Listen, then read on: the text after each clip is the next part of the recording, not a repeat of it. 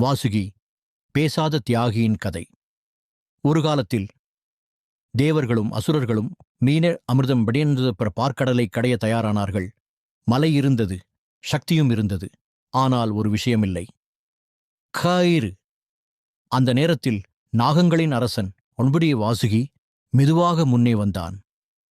என்னை பயன்படுத்துங்கள் என்று சொன்னான். அனைவரும் அதிர்ந்தார்கள். ஏனெனில் அது வெறும் கயிறு அல்ல. உயிருள்ள நாகன கடைதல் தொடங்கியது. ஒரு பக்கம் தேவர்கள், மறுபக்கம் அசுரர்கள். வாசுகியின் உடல் இழுக்கப்பட்டது, முறுக்கப்பட்டது, வலியால் நடுங்கியது. ஆனால் அவன் ஒரே முறை கூட கத்தவில்லை.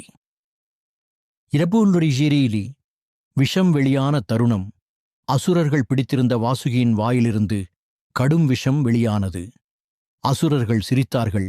ஆனால் வாசுகி நினைத்தது ஒன்றுதான், என் வலியால் உலகம் நலம் பெற வேண்டும். அரியடிட்டாற்றப்பர்.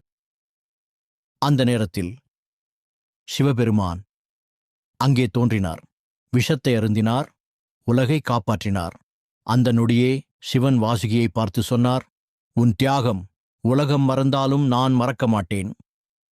அன்று முதல் வாசுகி சிவனின் கழுத்தில் மரியாதையின் சின்னமாக இடம்பெற்ற இந்த கதையில் அமிர்தம் குடித்தவர்கள் புகழ் பெற்றார்கள்.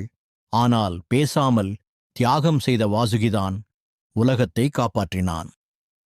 சத்தமாக போராடுபவர்களெல்லாம் ஹீரோக்கள் இல்லை, பேசாமல் தியாகம் செய்வோர்களே உண்மையான ஹீரோக்கள்.